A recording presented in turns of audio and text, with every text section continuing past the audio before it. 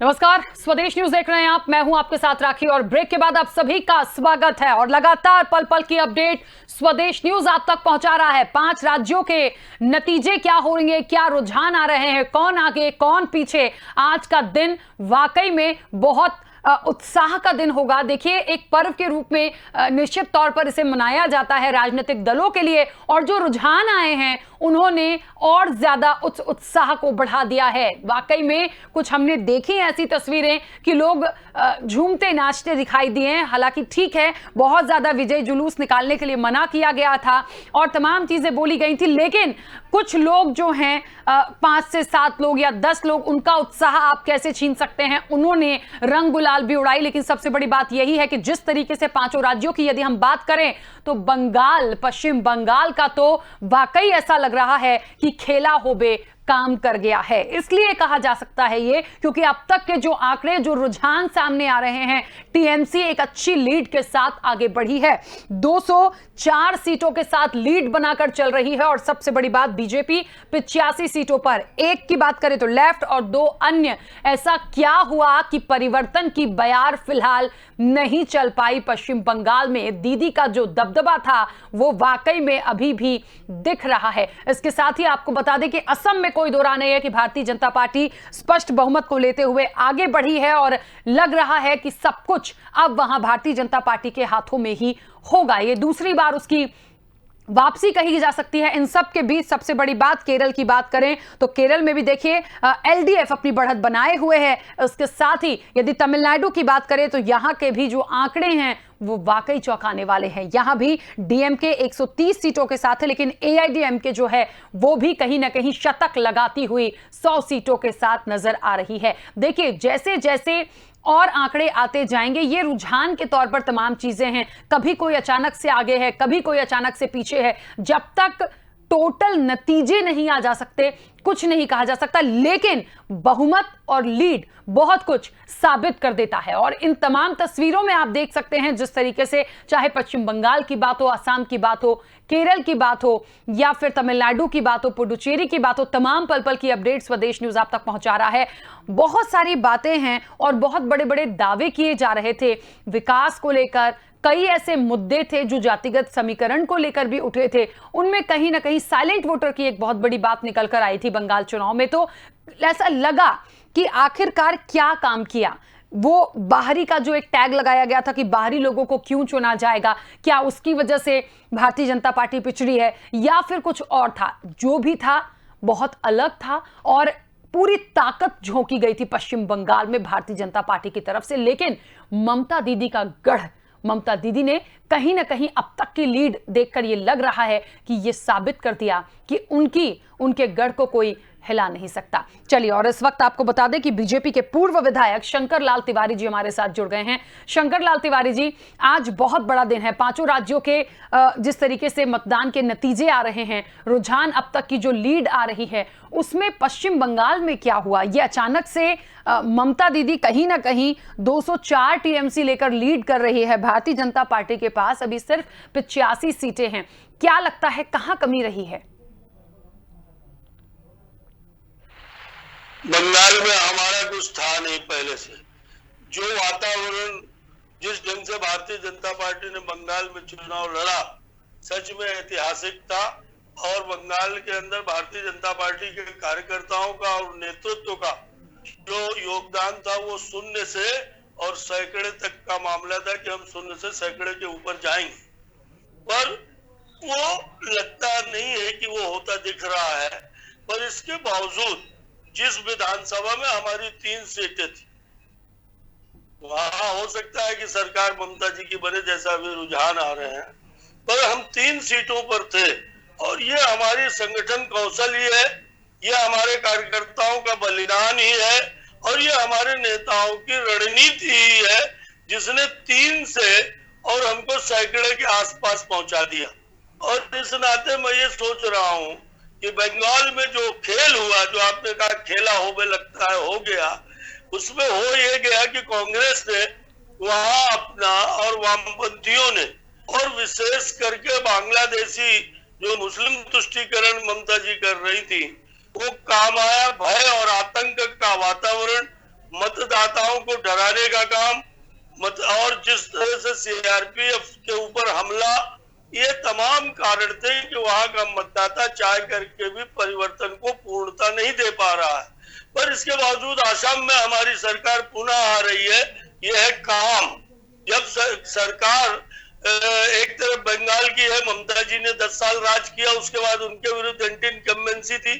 आतंक और भय के दम पर भले मतदान में कुछ अंतर आ जाए, पर वहां भी एंटी इनकम्बेंसी और भारतीय जनता पार्टी की संगठन कौशल रणनीति काम आई है और हमने घर घर बीजेपी को पहुंचा दिया है। असम में हमारे काम ने हमको पुनः लौटाया है और कांग्रेस ने, मैं सोचता हूं कि बंगाल में वामपंथियों ने जो केंद्र प्रकार नरेंद्र मोदी जी को और भारतीय जनता पार्टी को छद्म तुष्टीकरण और छद्म संप्रदायवाद के आधार पर ये स्थिति ऐसा लग रहा है रुझानों से ये बनी है। पर अभी खेल बहुत बाकी है, परिणाम आने बाकी है और इन परिस्थितियों में हमारे को कुछ गंवाना नहीं था। वहां हमें तो प्राप्त ही करना था, हमने प्राप्त किया भी है और इसमें हमारे कार्यकर्ताओं का बलिदान है। असम में हम पुनः लौट रहे हैं, पौंडीचेरी में हम पुनः लौट रहे हैं। ये भी भारतीय जनता पार्टी के नेताओं का कौशल और कार्यकर्ताओं की मेहनत का। ठीक है, चलिए वापस आती हूं आपके पास। सिद्धार्थ सिंह राजावत जी हमारे साथ जुड़ गए हैं, कांग्रेस प्रवक्ता। सिद्धार्थ जी, बहुत स्वागत सबसे पहले तो चर्चा में जुड़ने के लिए। आज 5 राज्यों के जो नतीजों पर चर्चा हो रही है, अब तक के जो रुझान हैं वो देखकर लग रहा है कि पश्चिम बंगाल में जो बहुत बड़ा परिवर्तन देखने की बात हो रही थी वो उलट हो रहा है। वो जो गढ़ है ममता दीदी का, उसको हिलाने में अभी मुझे लगता है बहुत कोशिश करनी होगी। वो हिलता हुआ नहीं दिख रहा क्योंकि 204 सीटों की लीड लेकर चल रही है टीएमसी। सर्वप्रथम मैं आपको ये बताना चाहता हूं कि वहाँ के जो बीजेपी के अध्यक्ष हैं, उन्होंने वहाँ पे जन भावना, लोगों के दिलों से खिलवाड़ किया है। उन्होंने बोला रामचंद्र जी कोई भगवान नहीं थे, राम राजा थे। फिर उन्होंने बोला कि जो काली माताएं देवी हैं वो कोई देवी नहीं है, वो एक रूप है। तो इस प्रकार से उन्होंने कई ऐसे भ्रमित। फिर उन्होंने ममता बनर्जी के लिए बोला, ममता जी आप बरमूडा पहन लो, अपनी टांगे दिखाओ। तो एक महिला को, एक अध्यक्ष वहाँ का भारतीय जनता पार्टी का, ये बोलते हुए शोभा नहीं देता। तो जनता उस चीज को समझ गई। उसके बाद कैलाश विजयवर्गीय जी ने वहां पे जाके जहर घोला, जनता के बीच में सांप्रदायिकता फैलाई। तो ये जनता सारी आज की डेट में जनता बहुत जागरूक है। जनता जान चुकी है कि सांप्रदायिकता से कोई भी काम नहीं चलेगा। सांप्रदायिक अगर आप भावनाएं भड़काएंगे तो जनता उसका करारा जवाब देगी। और अगर रही बात, तो आप सारी स्टेटों में भी आप उठा के देख लिए, कांग्रेस का भी प्रदर्शन आप अगर देखना चाहते हो, तमिलनाडु में 2.49% बीजेपी को वोट मिला है, कांग्रेस को 4% मिला है, पहले से बढ़ के मिला है। पांडिचेरी में 13% बीजेपी को, 23% कांग्रेस को। केरला में जरूर, केरला में हम लोगों को 11.67 बीजेपी को मिला है, 24.70 हमें मिला है। असम में जरूर हमको 2% वोट कम मिला है। ये हमारे भी सोचने की बात है हम पार्टी के लिए, जबकि हमारे राष्ट्रीय पूर्व अध्यक्ष राहुल जी ने बहुत प्रयास किया था सब जगह। और पश्चिम बंगाल की जो बात चल रही है, पश्चिम बंगाल में जिस प्रकार से हमारे देश के प्रधान सेवक, जो पूरे हिंदुस्तान के प्रधानमंत्री हैं, उनको इस शोभनीय भाषा का प्रदर्शन करना चाहिए था। दीदी ओ दीदी, खेला हो वो। तो एक प्रधानमंत्री को शोभा नहीं देता। एक महिला को जाके पूरे हिंदुस्तान में जहां पे भारतीय जनता पार्टी शासित जो भी प्रदेश हैं, जहाँ पे सरकार है, वहां से सारे कार्यकर्ताओं को पलायन करके पश्चिम बंगाल भेजा गया। और एक महिला को घेरने के लिए इतने सारे लोगों ने, इतने गीदड़ों के झुंड ने जाके एक शेरनी को घेरना चाहा और शेरनी ने अपना शिकार करके दिखा दिया कि वो हकीकत में शेरनी। चलिए वापस आती हूँ सिद्धार्थ जी आपके पास। इस वक्त आपको बता दें कि सपा के पूर्व मंत्री मोहम्मद अब्बास हमारे साथ जुड़ गए हैं। मोहम्मद अब्बास जी, सबसे पहले तो स्वागत चर्चा में जुड़ने के लिए। और बहुत बड़ा दिन आज का, 5 राज्यों के नतीजों पर लगातार चर्चा हो रही है। रुझान जो आ रहे हैं वो वाकई बिल्कुल बदले से हैं। कुछ जगह पे वापसी हो रही है तो कुछ जगह पे बदलाव दिख रहा है। पश्चिम बंगाल से यदि हम शुरुआत करें, क्या कहेंगे? यहां पर बहुत बड़ी बात कही गई थी, एक बदलाव की, परिवर्तन होबे कि खेला होबे, लेकिन अभी तक जो रुझान है वो तो खेला होबे ही दिखा रहे हैं। क्या वजह मान सकते हैं? बंगाल का चुनाव अपने आप में भारतीय जनता पार्टी की पूरी रणनीति, कौशल, राष्ट्रीय नेतृत्व, जितना भी विश्व गुरु और जो उन्होंने रविंद्रनाथ टैगोर का रूप धरा था, वो सारी की सारी चीजें धाराशायी हुई हैं। भारतीय जनता पार्टी को धरातल की हकीकत मालूम हो गई है। पहले तो यह है कि कोरोना महामारी में ममता दीदी हाथ जोड़ देती कि सारे चुनाव एक चरणों में करा लो, सारे चुनाव, पर चुनाव आयोग क्योंकि भारतीय जनता पार्टी की कठपुतली की तरह काम कर रहा था। सुप्रीम कोर्ट ने भी कहा, मद्रास हाई कोर्ट के चीफ जज ने कहा कि क्यों ना इन सारे कोरोना की महामारी के लिए चुनाव आयोग को मुकदमा दर्ज करा जाए, क्यों ना ये किया जाए। तो ये सारा सरकार को, भारतीय जनता पार्टी को बचाने वाला जो संवैधानिक तंत्र था वो सारा का सारा हारा है। एक शेरनी, बंगाल की शेरनी ममता दीदी ने जीत कर दिखा दिया कि हिंदुस्तान में संविधान अभी जिंदा है। तमाम तथाकथित प्रयासों से और तमाम पैसे के बल पर और तमाम देश भर का गुंडा इकट्ठा करके जिस तरह की वहां अफरा तफरी मचाकर, मीडिया को खरीद कर और पता नहीं क्या क्या यह कैन प्रकरण करके और किस तरह से एक महिला का अपमान, देश के प्रधानमंत्री ओ दीदी खेला वो अच्छा लगता है। 135 करोड़ के देश के प्रधानमंत्री हैं और महिलाओं से छेड़छाड़ की भाषा का प्रयोग सारे विश्व में हमारे देश का सर झुकने का काम हुआ। लेकिन मैं समाजवादी पार्टी मुबारकबाद देगी ममता दीदी को कि उन्होंने लोकतंत्र की हत्या होने से बचा लिया और भारतीय जनता पार्टी को धूल चटाकर, मैं फिर कहूंगा भारतीय जनता पार्टी को धूल चटाकर बड़बोलों की जोड़ियों को वापस भगाकर ये साबित कर दिया कि सच्चा लोकतंत्र अभी भारत में जिंदा है और भारतीय जनता पार्टी इस मुल्क से लोकतंत्र नहीं खत्म कर पाएगी। ठीक है शंकर लाल तिवारी जी, कहीं ना कहीं एक बड़ा परिवर्तन जो दिख रहा है या खेला होबे ही दिख रहा है, उसके पीछे की वजह कि ममता दीदी के खिलाफ जिन भाषाओं का इस्तेमाल किया गया था वो उचित नहीं थी और इन सब बातों का भी बहुत प्रभाव पड़ता है मुद्दों के साथ।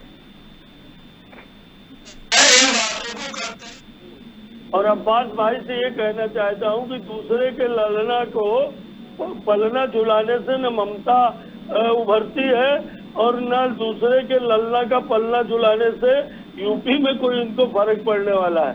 पर ये सच है कि अभी इस परिणाम के अनुसार जिस ढंग से बीजेपी वहाँ चुनाव लड़ी है और जिस ढंग से वहाँ कार्यकर्ताओं ने, संगठन ने, अनुषंगिक क्षेत्र के लोगों ने वहाँ काम किया है, उसका नतीजा है कि 3 के और हम सैकड़े के आसपास हैं।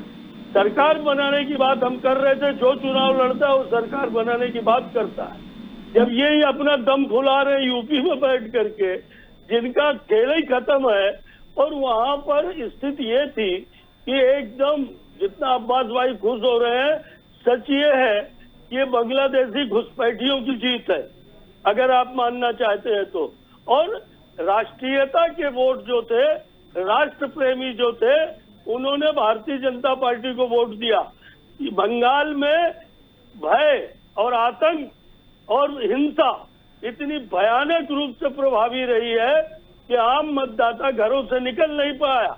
मतदान भी पिछले वर्ष के मुताबिक इस वर्ष बंगाल में कम हुआ और उसका नतीजा था कि वहां पर आतंक और भय का वातावरण बना करके और मतदाताओं को डरा करके और वहां पर एक विशेष वर्ग के लोगों को उच्छृंखलता की छूट दे करके, गुंडागर्दी की छूट दे करके, कत्लेआम की छूट दे करके, और ये सतही तौर पर सीट जीती है। पर आप इसका आंकलन भी तो पूछो अब्बास भाई से कि ये जो 85, 90, 100 सीटें बीजेपी को मिल रही है, वो क्या ममता के विरुद्ध एंटी इनकम्बेंसी नहीं मानी जाएगी? उसको क्या मानना चाहिए? भाजपा ने खोया क्या है? भाजपा 3 से और 90-85 में पहुंच रही है। और ममता, जिनके बारे में बड़ी तारीफें कर रहे हैं मेरे मित्र, ममता जी वहाँ सीटें खो रही हैं। वहाँ वामपंथियों ने ये जो देश के अंदर एक अलग दुकान खोल करके धर्मनिरपेक्षता की बैठे हैं, इनके हौसले भले आज एक दिन के लिए बढ़ जाए, पर जनता इन्हें नकार चुकी है। और इसका नतीजा है ये जो सीटें बढ़ी, मतदान बढ़ा। एक तरफ तो मतदान कम हुआ और दूसरी तरफ सीपीएम का वोट और कांग्रेस का पूरा वोट ममता को जिताने में लग गया, क्योंकि वो एन के प्रकार बीजेपी और मोदी जी को टारगेट करना चाहता था। पर एक बात आप समझ लीजिए कि ये अभी सेमीफाइनल है, खेला होगा, खेला आगे भी होगा। भारतीय जनता पार्टी कोई वंश की पार्टी नहीं है, कोई बाप के बाद बेटा, दीदी के बाद दादू, ऐसी पार्टी नहीं है। भारतीय जनता पार्टी देश को विकास की गति में ले जाने के लिए 50 साल से लड़ रही है और तमाम कार्यकर्ताओं ने अपनी प्राणोत्सर्ग किया इस पार्टी के लिए। आज हम 90 पहुंचे हैं, आज हम बंगाल के घर घर में पहुंच गए हैं जहां पर हमारा झंडा लगना मुश्किल था। और इसलिए मैं सोच रहा हूं शंकर लाल तिवारी जी, लेकिन ऐसा नहीं लगता कि पूरी ताकत तो झोंक दी थी? ऐसा कोई दिग्गज नहीं, ऐसा कोई बड़ा चेहरा नहीं जो बंगाल ना गया हो। एक एक, दो दो, तीन तीन बार बड़े बड़े रोड शो और रैलियां हुई हैं, रैलियां दो दो तीन तीन बार बड़े बड़े दिग्गजों की हुई हैं। इतनी ताकत लगा दी, फिर भी 200 तक ममता टीएमसी की सीटें आ रही हैं। तो आगे कौन सा खेला हो अभी देखना है फिर। बिल्कुल ठीक कह रही हैं आप, पूरी ताकत लगाई गई, पूरी ताकत से चुनाव लड़ा गया।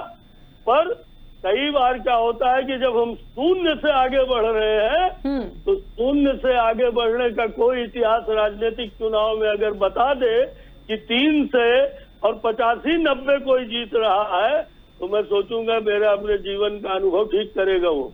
और इस नाते वहां पर जिस ढंग से चुनाव हुए, जिस ढंग से मतदान रोका गया, जिस ढंग से बॉर्डर के बाहर के गुंडे बुला करके वहां आतंक फैलाया गया, सीआरपीएफ पर तक हमला किया गया, और इस तमाम कारणों से कुछ सीटें घटी है। पर भारतीय जनता पार्टी की धुर बंगाल के अंदर और पूरी ताकत के साथ जमीन बनी है। आप देखते जाइएगा, पूरे देश में हिमालय से लेकर कन्याकुमारी तक भारतीय जनता पार्टी। कांग्रेस का क्या है वहाँ? कांग्रेस का कहाँ है? मार्क्सवादी कम्युनिस्ट पार्टी ने, कांग्रेस ने अपने वोट उधर डाल दिए और उसके कारण तमाम क्षेत्रों में, कुछ क्षेत्रों में बैलेंस बिगड़ा है। आसाम में हमने काम किया है, आसाम की चर्चा पूछिए अब्बास भाई से कि क्या हो गया वहाँ कांग्रेस को। ये कांग्रेस का भी प्रचार करने लगते हैं। ठीक है, सब पे आ रहे हैं, सब पे आ रहे हैं। आज तो 5 राज्यों की बात हो रही है और वाकई में ठीक है, शंकर लाल तिवारी जी बीच में रोक रही हूं, सब पर आएंगे, तमाम स्टेट्स की बात होगी और निश्चित तौर पर देखिए जिसे बढ़त मिलती है, जनता ने क्या सोच के वोट किया होगा, क्योंकि ये वो नतीजे हैं, वो रुझान है जो जनता जनार्दन ने बटन दबाया है और उनसे ऊपर किसी का निर्णय नहीं होता। सिद्धार्थ जी, असम की भी यदि बात की जाए तो वाकई में 79 अभी लीड लेकर बीजेपी चल रही है और सबसे बड़ी बात 47 पर कांग्रेस है। क्या मानते हैं पिछड़ने की वजह, क्यों रह गए पीछे?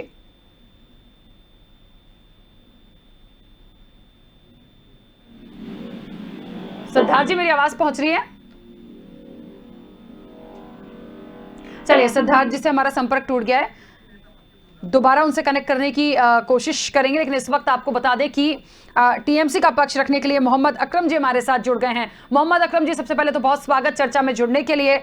और सबसे मुझे ऐसा लगता है कि यहाँ पर शुभकामनाएं भी देनी चाहिए पहले तो, क्योंकि जो लीड आ रही है उसमें कोई दौरान नहीं है। कहते हैं ना, जो जीता वही सिकंदर, तो निश्चित तौर पर ये एक बढ़त अच्छी ली हुई है। क्या वजह मानते हैं? क्योंकि विकास बातें या फिर भारतीय जनता पार्टी के तरफ से कुछ बातें, कुछ भाषाएं ऐसी बोली गई थी दीदी के खिलाफ, क्या असर कर गया? स्वदेश टीवी से आपने मुझे जोड़ा, उसके लिए बहुत बहुत धन्यवाद। और साथ साथ मैं पश्चिम बंगाल के तमाम लोगों जो बधाई के प्रतीक है उन्हें बधाई देता हूं कि उन्होंने तीसरी बार ममता बनर्जी तृणमूल कांग्रेस के ऊपर अपना विश्वास जताया है। और तृणमूल कांग्रेस कभी भी, मैं इससे पहले भी आपके टीवी चैनल के माध्यम से कहा, कभी भी तृणमूल कांग्रेस छड़े हुए नहीं दिख रही थी। ये अलग सी बात है कि इस तरह का प्रोपेगेंडा बनाया जा रहा था, क्योंकि पश्चिम बंगाल के अवाम ने बिल्कुल ये फैसला करके रखा था कि ममता बनर्जी को ही पश्चिम बंगाल में तीसरी बार चाहिए। और पश्चिम बंगाल के अवाम ने बिल्कुल दोनों हाथों से ममता बनर्जी को आशीर्वाद दिया है। जो आप देख सकते हैं कि बहुत सारे एग्जिट पोल बिल्कुल गलत साबित हो गए और ममता बनर्जी के तृणमूल कांग्रेस, हमारी पार्टी एक थम्पिंग मेजॉरिटी से जीतने जा रही है और हम तीसरी बार सरकार बनाने जा रहे हैं। बिल्कुल ठीक बात है। अच्छा, एक बात और, तमाम स्टेट्स की यदि बात करें और सबसे बड़ी बात यह भी होती है, असम की यदि बात करें तो यहां पर भारतीय जनता पार्टी अच्छी लीड लेकर चल रही है, कांग्रेस के पास कम जा रही हैं सीटें फिलहाल। देखिए, ये तो सीटें बढ़ना घटने का सिलसिला लगातार जारी है जब तक पूरे नतीजे ना आ जाएं, लेकिन फिर भी असम में वापसी हो रही है। क्या कहेंगे असम के नतीजों पर? असम में देखिए, असम में जो मुझे लग रहा है कि वहाँ और कांग्रेस की कुछ सीटें और बढ़ेगी, लेकिन वहाँ के जनता ने दोबारा बीजेपी पर विश्वास रखा है। इसलिए पूरे देश, जहाँ 5 स्टेटों में चुनाव हुआ है, वहाँ तो बीजेपी सब जगह पिछड़ रही है। सिर्फ असम एक जगह है जहाँ पे वो थोड़ी सी बढ़त बनाई हुई है। बिल्कुल ठीक है, चलिए बने रहिएगा हमारे साथ। इस वक्त आपको बता दें कि मोहम्मद अब्बास जी भी लगातार जुड़े। मोहम्मद अब्बास जी, तमाम जगहों के आंकड़े यदि हम देखें उठाकर तो एक बात तो बिल्कुल साफ है, पश्चिम बंगाल की तस्वीरें बिल्कुल साफ दिख रही हैं, असम में बीजेपी लीड करती दिख रही है, तमिलनाडु की तस्वीर बिल्कुल ठीक दिख रही है, लेकिन अब थोड़ा सा उतार चढ़ाव नजदीक आते आते हो रहा है, क्योंकि एडीएमके 102 तक पहुंची है शतक लगाकर और डीएमके 128 पर है। पहले तो बिल्कुल डाउन था, लेकिन अब लग रहा है डीएमके अभी पड़ला भारी है। एलडीएफ की बात करें केरल से तो वहां 89 सीटें गई हैं, 45 यूडीएफ लेके चल रही है, बीजेपी और अन्य 3-3। ये जो मिले जुड़े ग्राफ आ रहे हैं, जब तक पूरी तरह से नहीं आते कुछ कहना मुश्किल है, लेकिन बढ़त, एकदम बढ़ना और एकदम डाउन होना, यह सिलसिला तमाम स्टेट्स का है, सिर्फ पश्चिम बंगाल और असम को फिलहाल छोड़कर। क्या लग रहा है, असम में ऐसी कौन सी महत्वपूर्ण बात रही कि कांग्रेस बढ़त लेकर फिलहाल नहीं आ पाई है? दुर्भाग्य है कि जहां मुस्लिम आबादी थोड़ा मेजोरिटी में हो जाती है, वहां भारतीय जनता पार्टी हिंदू मुस्लिम का कार्ड खेल रही है, और वो अपने इस कार्ड में कहीं न कहीं तक कामयाब भी है। जो मुसलमानों के प्रति नफरत फैलाकर हिंदुओं को अग्रसित करती है कि इन मुसलमानों ने आपका सारा सब कुछ छीन लिया। मगर मैं एक बात साफ वाज़ेह कर देना चाहता हूँ, ये स्पष्ट है, आज मध्य प्रदेश की डकैती की सरकार लूट के बनाई गई, गोवा में लूट की सरकार, कर्नाटक में लूट की सरकार, भारतीय जनता पार्टी की जितनी सरकारें हैं ये सब हटा लो, और जिस तरह के भारतीय जनता पार्टी के खिलाफ चुनाव ये 5 राज्यों में आया, असम में सांप्रदायिक कार्ड चल गया, वरना भारतीय जनता पार्टी तो देश से साफ हो रही है। आप उठाइए, राज्यवार इसकी उठाइए। मध्य प्रदेश की सरकार जबरदस्ती डकैती करके बना ली गई थी, कर्नाटक में जबरदस्ती डकैती करके सरकार बना ली गई थी, गोवा की बना ली गई थी, हरियाणा में अपने विपक्ष उनके खिलाफ जेल का हवाला देकर, छोटा लघु जेल से बाहर करने के हवाला देकर बार्गेनिंग करके जबरदस्ती की सरकार बना ली गई। तो भारतीय जनता पार्टी देश में है कहां? ये खेल जबरदस्ती उनसे फडणवीस को महाराष्ट्र में शपथ दिलवा दी। अब पता नहीं कि ये कौन सा फार्मूला का जो आपका पश्चिम बंगाल में है, क्योंकि ये सारी जबरदस्ती और फिर राज्यपाल को, उपराज्यपाल को पावर देकर सरकारें हैंग कर लेना, तो ये सब इनका काम हो चुका है। पश्चिम बंगाल में कौन सा फार्मूला लाएंगे? लेकिन जनता का जो फार्मूला था, जनता जो वोट देकर चुनकर भेज रही है, जनता ने स्पष्ट कर दिया कि देश भारतीय जनता पार्टी के खिलाफ है। कोरोना की महामारी में ये चुनाव आगे पीछे किए जा सकते थे, पूरा 1 साल का समय था। मोदी जी जनवरी में खड़े होकर विश्व मंच से चिल्ला रहे थे, अरे हमने तो दुनिया का मुंह फेर दिया, हमने तो कोरोना को मात दे दी, और हमने तो ये कर दिया, वो कर दिया, विश्व नेतृत्व कर दिया। विश्व नेतृत्व करने वाले आज प्रधानमंत्री जी की वजह से देश का यह हाल है कि विश्व के आगे कटोरा फैलाने की स्थिति आ गई। पूर्व के प्रधानमंत्री ने तय किया था कि हम बाहर से कोई मदद नहीं लेंगे, लेकिन 70 साल में जो तरक्की और आत्मनिर्भरता बनाई थी, उस सारी नरेंद्र मोदी की सरकार ने तोड़कर भिखारी बनाने का देश को काम किया है। उस ही भिखारीपन और कोरोना में महामारी के खिलाफ यहाँ जनादेश प्राप्त हुआ है। पश्चिम बंगाल, क्योंकि इन्होंने पूरी ताकत लगा रखी थी पश्चिम बंगाल में, हर नंगा नाच, हर ताकत का दुरुपयोग, सीबीआई का दुरुपयोग, ईडी का दुरुपयोग, चुनाव आयोग का दुरुपयोग, संवैधानिक संस्थाओं को प्रधानमंत्री के डोली की लोंडी बनाकर नचाने का काम पश्चिम बंगाल में हुआ। लेकिन मैं मुबारक बात देता हूँ, हिंदुस्तान की असली अवाम, तिवारी भाई हमारे भाई कह रहे हैं, इनकी इतनी उम्र है, इन्हें इतनी लज्जा आनी चाहिए कि जो भारतीय जनता पार्टी को वोट नहीं देगा वो देशद्रोही है, वो पाकिस्तानी है, वो बांग्लादेश है। आप लोकतंत्र में विश्वास नहीं रखते, भारतीय जनता पार्टी ही संविधान है। भारतीय जनता पार्टी ही देखे। ठीक है, कहते भाई हमारी पार्टी का हमारे विचारों को वोट दी, लेकिन ये कहना कि राष्ट्र भक्तों ने तो भारतीय जनता पार्टी को वोट दिया, ये आतंकवादी थे जो पश्चिम बंगाल में वोट डाल लेते हिंदू मुसलमान सब मिलकर। इन्हें शर्म आनी चाहिए। इनका यही एजेंडा है कि जो भारतीय जनता पार्टी के साथ है वो राष्ट्रभक्त है, और जो भारतीय जनता पार्टी के साथ नहीं है वो आतंकवादी है, वो खालिस्तानी है, वो पाकिस्तानी है। यही किसान आंदोलन में कर दिया। जो भी इनके खिलाफ बोले, जो भी इनके काले कारनामों के खिलाफ बोले, मैं समझता हूं कि पश्चिम बंगाल का खास तौर से, क्योंकि साउथ इंडिया का इतना वो नहीं होता, लेकिन पश्चिम बंगाल का जनादेश पूरे भारत का जनादेश माना जाए। किसान आंदोलन को भी, किसान के बेटों को भी, तीनों कृषि बिलों के खिलाफ जो उन्होंने मुहिम चला रखी थी, किसान के बेटे, हमारे पश्चिमी उत्तर प्रदेश के बेटे, किसानों के बेटों ने जाकर पश्चिम बंगाल में प्रचार करने का काम किया। और हम पुनः धन्यवाद देंगे किसानों की ओर से भी कि पश्चिम बंगाल की जनता ने तीनों कृषि बिलों के खिलाफ अपना वोट देकर इस देश के संविधान को बचाने का काम। ठीक है शंकर लाल तिवारी जी, बहुत सारी बातें हैं, बहुत सारे आरोप हैं। हकीकत में तो देखिए, मैं बार बार बोलूंगी, जनता से बढ़कर कोई नहीं है। अब वजह कुछ भी कह लीजिए, किसी को भी कोस लिया जाए, लेकिन जनता का जो निर्णय आ रहा है, मुझे लगता है वो बिल्कुल साफ गोई से स्वीकार करना चाहिए। कोसने की जरूरत ही नहीं है। इनसे एक बात का उत्तर पूछ लीजिए कि ममता जी बड़ी योग्य, बड़ी सक्षम नेता रही है, 2 बार उन्होंने चुनाव जीता है, पर इस बार क्या हो गया कि बीजेपी का जो नाम लेवा नहीं था बंगाल में, आज से 5-7 साल पहले बीजेपी का वहां 2-3 विधायक जीतता था। फिर ऐसी कौन सी योग्यता थी जिसके कारण ममता जी ने अपनी सीटें खोई है? सत्ता के नजदीक भले वो पहुंच रही हो, मैं इस लोकतंत्र के निर्णय को मानता हूँ। अच्छा है, अभी अब भाई साहब ने हमारे, मैंने सपा के नेताजी को कहा था कि दूसरे के लल्ला का पल्ला झुलाने से कुछ नहीं होने वाला। कांग्रेस खत्म है पूरे देश में, पर ये भारतीय जनता पार्टी को बता रहे हैं।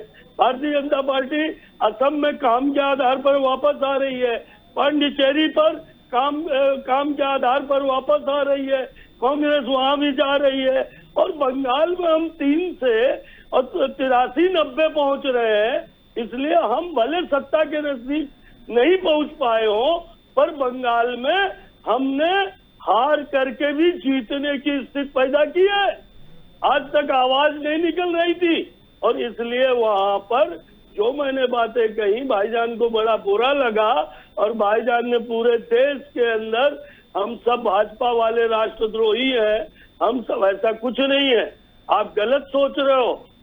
कांग्रेस ने और वामपंथियों ने जब देखा कि हमारा यहाँ सुपड़ा साफ है, तो उन्होंने सिर्फ भारतीय जनता पार्टी को घेरने के लिए, जो देश में तथाकथित उदारवादी लोगों ने एक रणनीति बना के रखी है, शर्म तो इनको आनी चाहिए। यूपी में आपके क्या हाल है? यूपी में आप कांग्रेस से मिलकर लड़ चुके, बीएसपी से मिलकर लड़ चुके, उसके बाद भी ढाक के 3 पार। हमको क्यों शर्म आनी चाहिए भैया? हम तो 3 से 90 पहुंच रहे हैं। हम तो असम में पुनः सरकार बना रहे हैं, पांडिचेरी में सरकार बना रहे हैं। केरल की बात क्यों नहीं करते? जहां कांग्रेस का युवराज घूम रहा था, वहां की चर्चा क्यों नहीं करते? पांडिचेरी की चर्चा क्यों नहीं करते? और बंगाल की करते हो तो बंगाल में हमने पूरी ताकत झोंकी। हम नगर पालिका का भी चुनाव हो, नगर निगम का भी चुनाव हो, तो हमारी पार्टी और हमारे नेता इसी शिद्दत से चुनाव लड़ते हैं। और प्रधानमंत्री हो चाहे पंचायत का कार्यकर्ता, भारतीय जनता पार्टी चुनाव के समय प्रधानमंत्री से लेकर के स्थानीय कार्यकर्ता पोलिंग का चुनाव लड़ता है। और इसलिए आप ये बात कहते रहिए कि प्रधानमंत्री जी वहां क्यों गए। लोकतंत्र की हत्या असम में नहीं हो रही है, वहां तो बीजेपी जीत रही है। पांडिचेरी में क्या हो गया? पांडिचेरी में भी बीजेपी का कुछ नहीं था, पर आज वहां हम सरकार बना रहे हैं। पर आप केरल में तो वामपंथियों से मिलकर के चुनाव लड़ रहे हो, केरल में मुस्लिम लीग से मिलकर के चुनाव लड़ रहे हो, और बंगाल में आकर के शून्य बटे सन्नाटे में पहुंच रहे हो। केरल में भी आप कुछ बना नहीं पा रहे, और इससे अपनी फूली न निहारे, आन का टेटा पर झांके।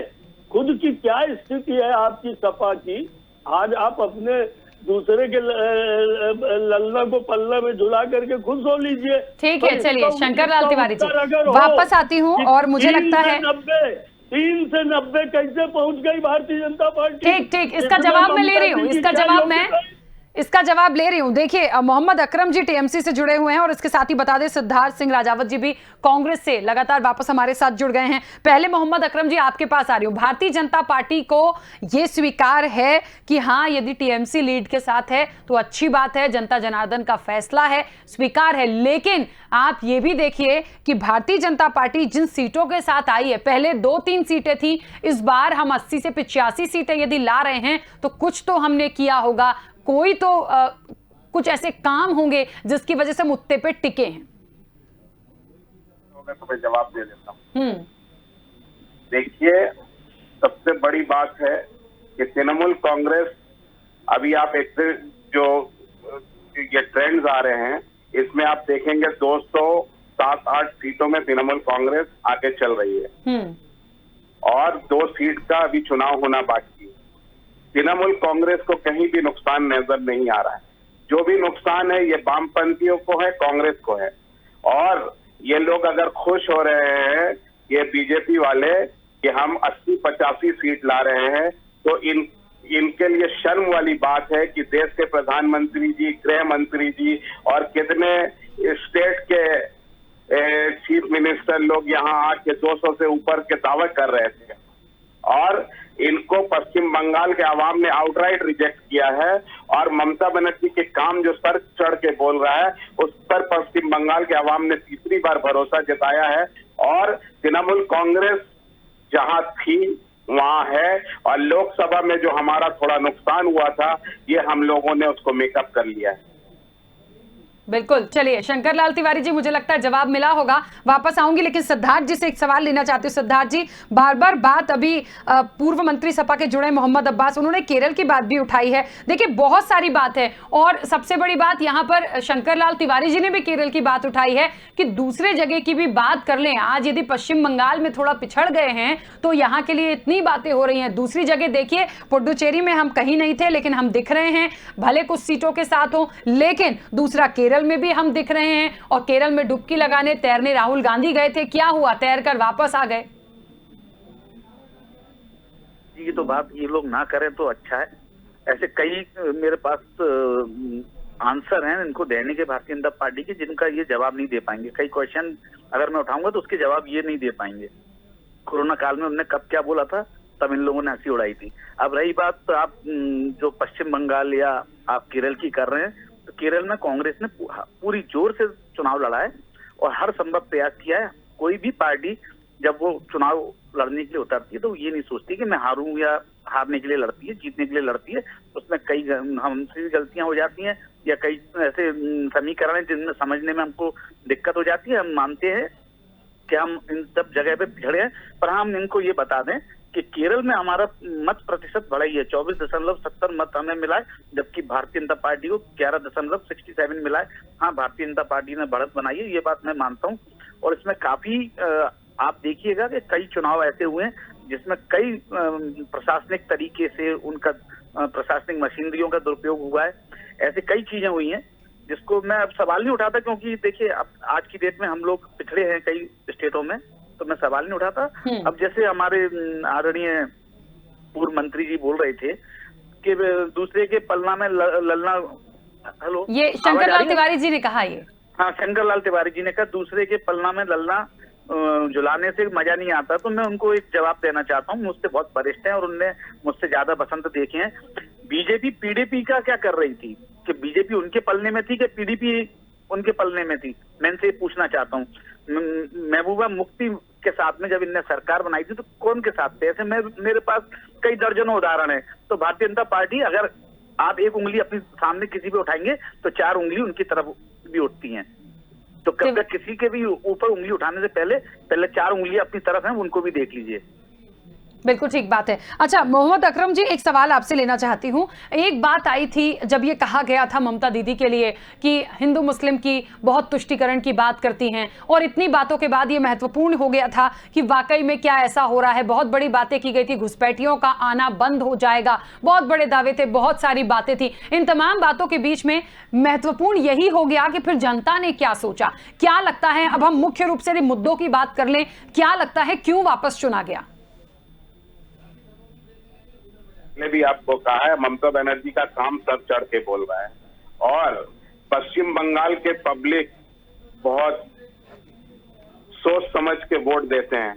और जिस तरह से एक माहौल बनाया जा रहा था पश्चिम बंगाल में, देखिए पश्चिम बंगाल के अवाम ने बिल्कुल, अभी आपको ये नहीं कह सकते ना कि यहाँ पे सिर्फ मुस्लिम समुदाय के लोगों ने टीएमसी को वोट दिया है। पूरे पश्चिम बंगाल के हर सेक्युलर लोगों ने टीएमसी को वोट देके जिताया, तभी इतना बड़ा थंपिंग मेजॉरिटी आ रहा है। और ये सिर्फ उन्नयन के ऊपर हो रहा है, जो विकास का काम ममता बनर्जी ने पिछले 10 सालों में किया है। पश्चिम बंगाल के आवाम को ये लगा है कि ममता बनर्जी ने विकास का काम किया है, और ममता बनर्जी ही पश्चिम बंगाल की मुख्यमंत्री बनने की योग्यता रखती हैं। इसलिए पश्चिम बंगाल के आवाम ने इररिस्पेक्टिव ऑफ एनीथिंग, पश्चिम बंगाल के आवाम ने ममता बनर्जी को चुना है। और काम ममता बनर्जी ने जो 10 सालों में काम किया है, उस काम के आधार पर आवाम ने तीसरी बार ममता बनर्जी के ऊपर विश्वास बनाए रखा है। बिल्कुल ठीक बात है, लगातार हमारे साथ बने रहेगा। शंकर लाल तिवारी जी, बहुत सारी बातें यहाँ पर आ गई हैं, बहुत सारे पलटवार भी आ गए हैं, पर एक बात बिल्कुल सही और सटीक है कि आज के जो नतीजे हैं, एक दूसरे को बधाई और शुभकामनाओं का सिलसिला भी शुरू हो गया है। सबसे बड़ी बात, अपने दर्शकों को एक बार और बता दें कि जो लोग उत्साह मना रहे हैं या ढोल नगाड़े बजा रहे हैं, उन लोगों के लिए भी सख्त आदेश ये आ गए हैं कोर्ट के कि FIR हो, क्योंकि पहले ही ये गाइडलाइन में था कि आप लोगों को कोई जश्न जुलूस नहीं मनाना है। लेकिन क्या करेंगे, उत्साह के आगे कुछ नहीं किया जा सकता। लेकिन FIR के आदेश हुए हैं। मुझे लगता है जो तमाम जगह से तस्वीरें आ रही थी, अब इनका क्या होगा, ये आगे जिसकी जिम्मेदारी थी, तमाम जगहों से जो तस्वीरें पहुंची हैं, ये उनको वाकई देखना अब दिलचस्प होगा कि आखिर इन लोगों का क्या होता है। लेकिन हाँ, उत्साह के लिए मना किया गया था, फिर भी लोग, तस्वीरों में हमने देखा है और पल पल से जो अपडेट हमारे तक पहुंची है, वो लोगों ने जश्न मनाना शुरू किया है। शंकर लाल तिवारी जी, क्या कहेंगे? क्योंकि देखिए, अब ये बात आपकी बिल्कुल ठीक थी कि दूसरे स्टेट्स भी उठा के लिया जाए, ये बिल्कुल गलत होगा कहना कि बीजेपी कहीं आई नहीं है। लेकिन क्योंकि देश भर की निगाहें पश्चिम बंगाल पर टिकी थी, पूरी ताकत झोंकी गई थी, इसलिए सवाल सबसे ज्यादा भारतीय जनता पार्टी से यहां के लिए बनता है। कि भारतीय जनता पार्टी को आप बहुत अच्छी तरीके से जानते हैं, वरिष्ठ हैं, आपने खूब काम किया है। भारतीय जनता पार्टी किसी भी चुनाव को हल्के से नहीं लेती, ये भारतीय जनता पार्टी की अपनी रणनीति है।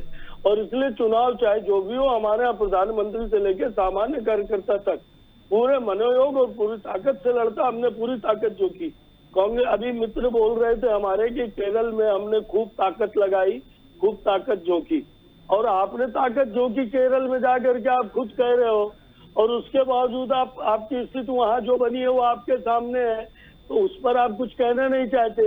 बंगाल में दीदी की सरकार अगर लौट रही है इन के इन प्रकार है, तो आप कह रहे हो कि उनके काम की जीत हुई, विकास की जीत हुई। और असम में अगर बीजेपी काम करने के बाद 5 साल के बाद लौट रही है, तो आप वहाँ दोष लगा रहे हो। आपको वहाँ नहीं लगता कि असम के मुख्यमंत्री, असम की सरकार भी काम के आधार पर ही वहाँ वापस लौटी?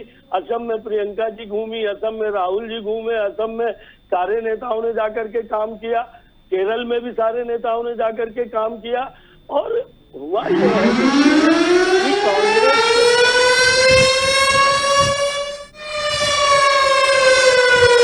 चलिए इस वक्त आपको बीच में रो रही हूं शंकर लाल तिवारी जी, इस वक्त की बड़ी खबर आ रही है, आपको बता दें दमोह से, जहां पर कांग्रेस प्रत्याशी अजय टंडन 2041 वोट से आगे चल रहे हैं। मध्य प्रदेश की दमोह सीट के लिए उपचुनाव हुआ था, जिसमें कांग्रेस के प्रत्याशी करीब 2041 वोट से आगे चल रहे हैं। भाजपा प्रत्याशी राहुल सिंह लोधी को जो वोट मिले हैं, उसमें कहीं ना कहीं ये बड़े दावे यहां के लिए भी थे कि जिताऊ चेहरा राहुल सिंह लोधी, लेकिन अब तक के जो आंकड़े सामने आए हैं, कांग्रेस के प्रत्याशी आगे चल रहे हैं 2041 वोट से।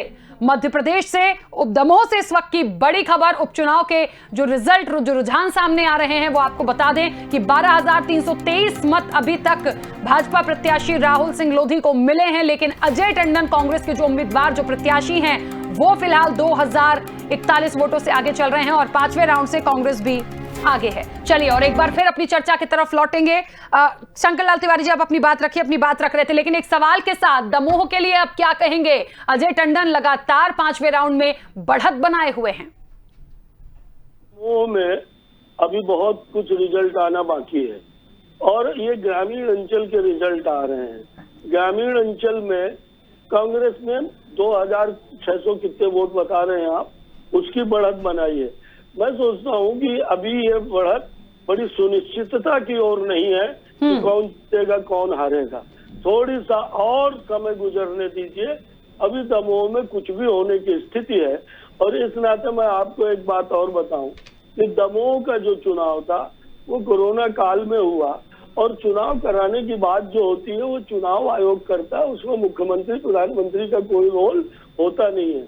और इन परिस्थितियों में अभी मैं दमोह के मामले में आपसे इतना ही कहूंगा कि निश्चित रूप से हम अभी आश्वस्त हैं कि हम वहां चुनाव निकालेंगे, जीतेंगे और परिस्थितियां अगले राउंड में, अभी भी जो लीड चल रही है, सुबह से ही 6 राउंड होने के बाद भी 1200-1500 2000 के आसपास चल रही है।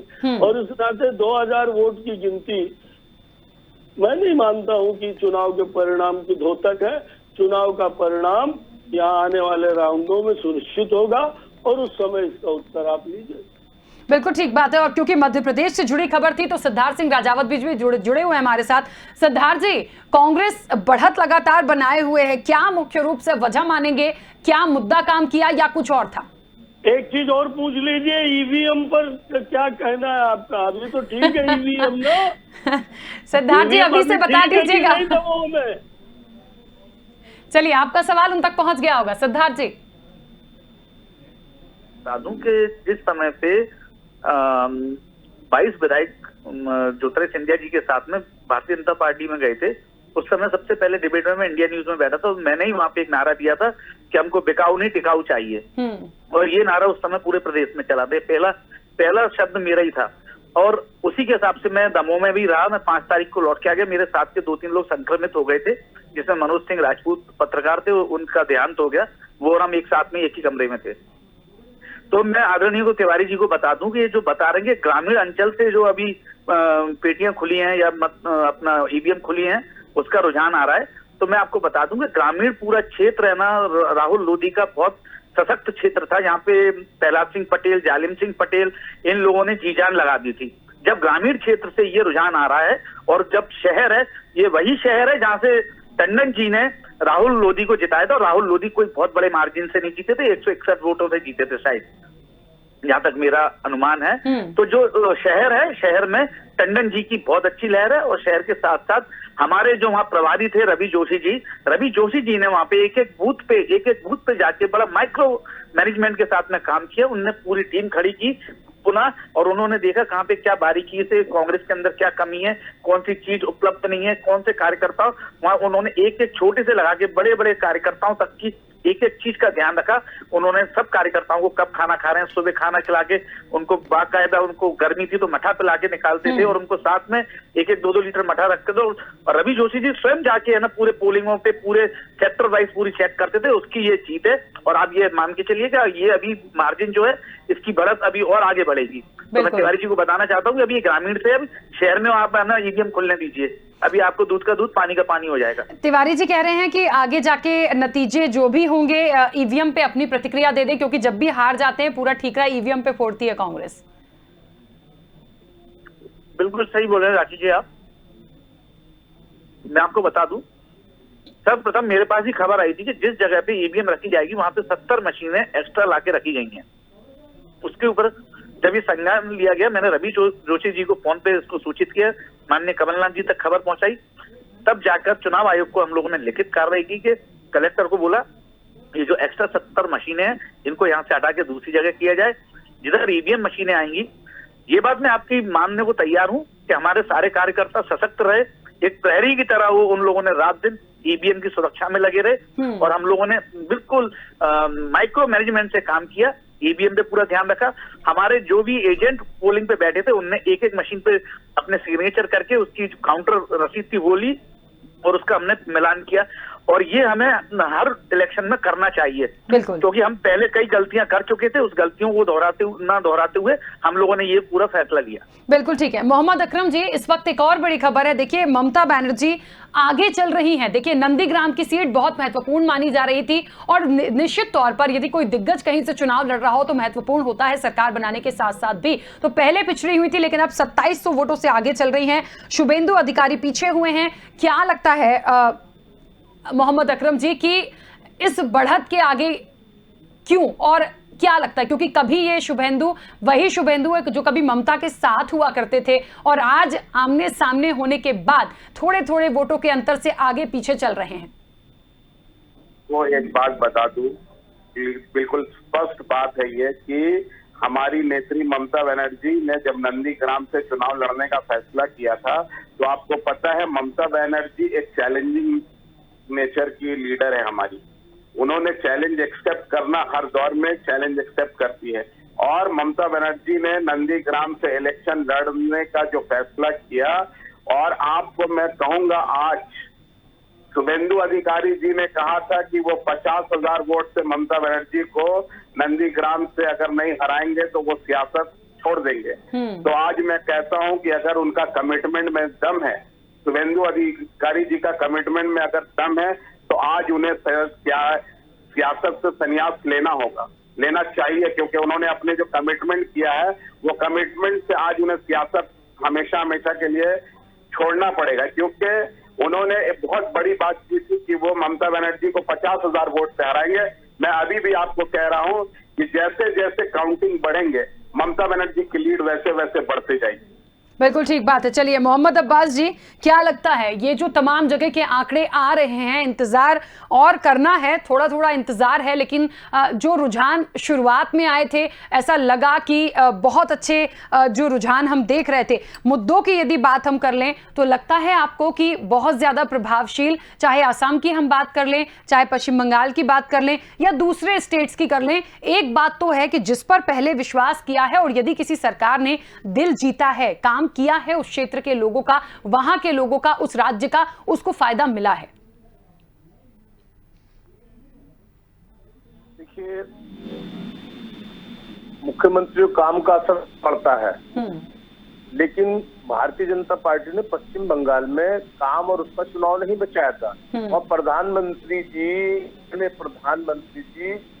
जो रविंद्रनाथ टैगोर का रूप धार कर बैठे थे, कुछ नहीं बढ़ाया, कोरोना में संसाधन नहीं बढ़ाए, पूरे साल दाढ़ी बढ़ाई, दाढ़ी बढ़ाकर रविंद्रनाथ टैगोर का रूप धार के जिस तरह उन्होंने ओछी बातें करी, दीदी मतलब एक देश के प्रधानमंत्री के मुंह से पूरा विश्व 125 करोड़ के लोकतंत्र को देखता है, उस देश का प्रधानमंत्री एक महिला के प्रति इस तरह की अशोभनीय टिप्पणी करे, आप अजीब सा लगता है कि हमारे देश का प्रधानमंत्री की हल्की बातें करेगा। तो प्रधानमंत्री का चुनाव था, भारत सरकार का चुनाव था, जो ममता बनर्जी लड़ रही थी। खाली प्रधानमंत्री नरेंद्र मोदी नाम नहीं था, भारत सरकार लड़ रही थी। भारत सरकार के सारी संवैधानिक संस्थाएं ममता बनर्जी के खिलाफ लड़ रही थी। वो पूरी की पूरी सरकार को हराने का काम ममता बनर्जी ने किया है। और दूसरों के पल्ला में अपने लल्ला ढूंढने वालों, फिल्म का धुआं उत्तर प्रदेश में बहुत उड़ चुका है। उत्तर प्रदेश में जगह जगह लाशें बिखरी पड़ी है, गोरखपुर से लेकर बागपत तक हाल बेहाल है, ऑक्सीजन मिल रही है और माननीय मुख्यमंत्री जी FIR ठोकने की धमकी देते हैं। अब भी ठोका ठोकी से बाहर नहीं आ रहे कि किसी ने ऑक्सीजन मांगे तो ठोक के बंद कर दो। लेकिन आप देखिए अखिलेश यादव जी के नेतृत्व में 2022 में जो ममता बनर्जी ने काम किया है, उससे बड़ा काम उत्तर प्रदेश में होना जा रहा है। अभी तो ये अंगड़ाई ली गई है बंगाल से, और ये लड़ाई बड़ी लड़ी जाएगी और सारा देश इकट्ठा होकर, सारे देश के संवैधानिक संस्थाओं के लोग इकट्ठा होकर, जिनकी आस्था संविधान में है, हम संविधान को मानने वाले हैं, संविधान के पुत्र का अध्ययन करने वाले और संविधान को खत्म करने वाले लोग नहीं हैं।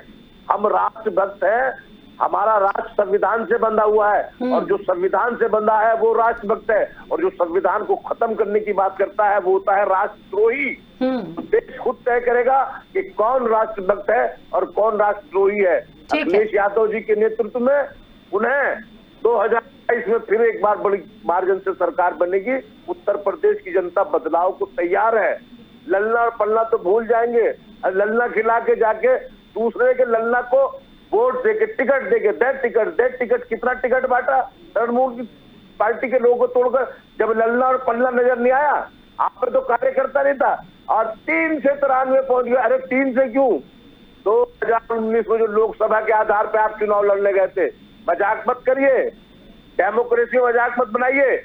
आप 2019 में जितना आपको विधानसभा में मत प्रतिशत मिला है और जितनी सीटें 2019 में मिली उसमें भी आप हार रहे हैं। लोगों को गुमराह नहीं कीजिए। अभी हमारी बहन जी आपको टैली बता देंगी कि 2019 में कितनी विधानसभा बढ़त थी और अब उनमें से कितनी विधानसभा आप हार रहे हैं। बिल्कुल ठीक है, चलिए शंकर लाल तिवारी जी अपनी बात रखिएगा। से पूछना चाहता हूँ, इन्होंने चुनाव की डिबेट और परिणाम की डिबेट को गोरखपुर, मेरठ, यहाँ कोरोना लाशें बिछ रही है, योगी जी ये कर रहे हैं और इसलिए अखिलेश जी अब उनने अपना अखिलेश जी का भजन शुरू कर दिया। बंगाल, केरल और पांडिचेरी, तमिलनाडु पर बहस हो रही। मैं पूछ रहा हूँ अपने भाई से कि भैया ये बताओ कि फिर इसका मतलब महाराष्ट्र में हालत खत्म तुम्हारी, ये छद्म धर्मनिरपेक्षवादियों की, राजस्थान में खत्म, राजस्थान में भी लाशों का ढेर है, महाराष्ट्र में भी लाशों का ढेर है, छत्तीसगढ़ में भी लाशों का ढेर है, पंजाब में भी लाशों का ढेर है। और इस नाते ये मान लेना चाहिए कि अगर अखिलेश बाबू महाबली होने वाले हैं, इन लाशों की राजनीति को करके, जो योगी जी दिन रात मेहनत करके वहाँ काम कर रहे हैं, जो उनसे बन पा रहा है उन्होंने किया है। पर आप जवाब दे दो, आपकी भाषा में पूछ रहा हूँ कि महाराष्ट्र का क्या होगा भविष्य में, राजस्थान का क्या होगा, छत्तीसगढ़ पंजाब का क्या होगा। ठीक है, अगर आप नतीजों पर भी बात कर लें। और दूसरी बात, एक बात और पूछ लें कि अब तो ईवीएम पर उंगली नहीं उठाओगे। ठीक है, इसका जवाब मैं उनसे ले लेती हूँ। जवाब आप ही से मोहम्मद अब्बास जी जवाब दीजिएगा, लेकिन मैं रिक्वेस्ट करूंगी इसके बाद तमाम लोगों से कि प्लीज अब सिर्फ चुनाव पर बात कीजिएगा। मोहम्मद अब्बास जी अपनी बात रखिए। देखिए, हम चुनाव पर बात कर रहे हैं। मैं बिल्कुल साफ कर देना चाहता हूं कि पश्चिम बंगाल का पूरे टीवी चैनल में कहीं आसाम, तमिलनाडु में कोई चर्चा नहीं होती थी। रोज मोदी जी रहा थे, दीदी ओ दीदी खेलाबो, ये क्या क्या मतलब इस तरह की वाहियात बातें देश के प्रधानमंत्री। और जब कोरोना में पूरा देश अफरा तफरी का शिकार हो रहा था, उस वक्त जब भारत सरकार को पूरी ताकत लगाकर हमें ऑक्सीजन प्लांटों को तैयार करना चाहिए था, हमें ऑक्सीजन कंटेनरों को तैयार करना चाहिए था, हमें कोरोना के खिलाफ बड़ा युद्ध लड़ना चाहिए था। तब जनवरी में प्रधानमंत्री झूठी और ओछी बात करते कि हमने कोरोना की विजय पा ली है, हम तो विश्व गुरु बन गए हैं और हमने पूरे दुनिया को ऑक्सीजन बांटकर और हमने वैक्सीन बांटकर अपना विश्व गुरु का सपना पूरा कर लिया है। 2 महीने नहीं लगे अप्रैल आते आते तक, जब पूरी तैयारी करनी चाहिए थी। बड़ी बड़ी सभाएं करके कोरोना फैलाने का काम कर रहे थे, वहां भीड़ इकट्ठी करके कितना आदमी भरकर, गुजरात से, उत्तर प्रदेश से, मध्य प्रदेश से कितनी बड़ी भीड़ और कितना देश के संसाधनों का दोहन करके उन लोगों को पैसा, इतना बड़ा पैसा भारतीय जनता पार्टी की, पैसा तो है ही भारतीय जनता पार्टी के पास, पूरी देश की संवैधानिक संस्थाएं और भारतीय जनता पार्टी का देश को लूटा हुआ पैसा, जो 20 लाख करोड़ और 20 लाख करोड़ का पैकेज करते, सारा का सारा पैसा पश्चिम बंगाल में खर्च हुआ, बहुत मोटा। अगर कभी केंद्र में सरकार बदलेगी तो पश्चिम बंगाल में जितना मोटा पैसा बांटने का काम किया है और जितनी वहां सांप्रदायिकता फैलाने की कोशिश की है, लेकिन बधाई, उन्हें बधाई, परिणाम बता रहे हैं कि पश्चिमी बंगाल की जनता ने भारतीय संविधान की रक्षा की है, देश को बचा दिया। अगर ये देश के लुटेरे और संविधान विरोधी लोग पश्चिम बंगाल में कामयाब हो जाते तो इस देश में अपना तफरी मचने का काम। ठीक है, चलिए ठीक है, अगला सवाल बताइए कि उन्होंने संविधान की रक्षा करके भारतीय जनता पार्टी को धूल चटाने का काम। चलिए ठीक है, मोहम्मद अकरम जी भी लगातार जुड़े हुए हैं। मोहम्मद अकरम जी, बधाइयों का सिलसिला शुरू हो गया है, कई लोगों ने ममता दीदी को शुभकामनाएं दे दी हैं, बधाई दे दी है। अब आगे क्या? क्योंकि अभी भी भारतीय जनता पार्टी को यह लग रहा है कि आगे वक्त आएगा। 3 से यदि हम 85 तक भी पहुंचे हैं तो कुछ तो हमने गेन किया है और आगे हम जरूर इसके लिए और ज्यादा कुछ करेंगे। को खुश होने के लिए अच्छी बात है, लेकिन जमीनी स्तर की अगर आप हकीकत देखेंगे तो सबसे पहले मैं हमारी मुख्यमंत्री ममता बनर्जी को बधाई देता हूं और साथ साथ प्रशांत किशोर जी को मैं बहुत बहुत बधाई देता हूं कि उन्होंने जो स्पेक्यूलेशन, जो कैलकुलेशन करके बताया उस पे वो बिल्कुल सटीक उतरे हैं। और दूसरी बात, पश्चिम बंगाल के अवाम ने जिन गद्दारों को इन लोगों ने टीएमसी से भाजपा में लिया था, उन लोगों को आउटराइट रिजेक्ट किया है और ये कह रहे हैं कि हम 3 से 83-85 में गए। दरअसल ये लोगों को गुमराह कर रहे हैं। अगर ये 2019 का आप इलेक्शन का कैलकुलेशन देखेंगे तो ये लोग करीब 120-25 के करीब थे। बिल्कुल। चलिए मोहम्मद अकरम जी, मैं बीच में आपको रोक रही हूं तो आपको लगातार पल पल की अपडेट स्वदेश न्यूज पहुंचा रहा है। देखिए, तमाम जगहों के जो आंकड़े आ रहे हैं वो वाकई दिलचस्प हैं और अभी भी इंतजार और चीजों का बाकी है। आप सभी मेहमानों का बहुत शुक्रिया इस चर्चा में जुड़ने के लिए। तो लगातार पल पल की अपडेट देखिए, 5 राज्यों के लगातार जो नतीजे हम आपको पहुंचा रहे हैं, जो रुझान अब तक के आए हैं, स्थितियां बिल्कुल साफ होती दिखाई दे रही हैं। इस बीच मध्य प्रदेश की बात करें तो दमोह से भी उपचुनाव जो हुआ वहां पे भी कांग्रेस के जो प्रत्याशी हैं अजय टंडन वो आगे चल रहे हैं। कुल मिलाकर देश भर की निगाहें पश्चिम बंगाल पर थी और उस पश्चिम बंगाल में कहीं ना कहीं जो टीएमसी है वो अपना गढ़ बचाती हुई दिख रही है और एक बार फिर से वापसी करती हुई दिख रही है। भारतीय जनता पार्टी ने कुछ गेंद जरूर किया है लेकिन वो ममता का किले को ध्वस्त नहीं कर पाई, हिला नहीं पाई है। और बाकी जगह की बात की जाए तो असम में एक बार फिर से भारतीय जनता पार्टी की वापसी निश्चित तौर पर दिखाई दे रही है। इसके साथ ही पुडुचेरी में लगातार सीटों का बढ़ना घटना चालू है, लेकिन हाँ, एलडीएफ यूडीएफ की बात की जाए तो कुछ कुछ सीटों के अंतर से आगे पीछे से ये चल रहे हैं। तमिलनाडु में भी डीएमके लगातार बढ़त बनाई हुई है और केरल की बात करें तो केरल की भी स्थितियां लगभग साफ होती दिख रही हैं। पुडुचेरी के भी यही हाल है और पल पल की अपडेट आप तक पहुंचाते रहेंगे। फिलहाल रुक रहे बहुत छोटे से ब्रेक के लिए।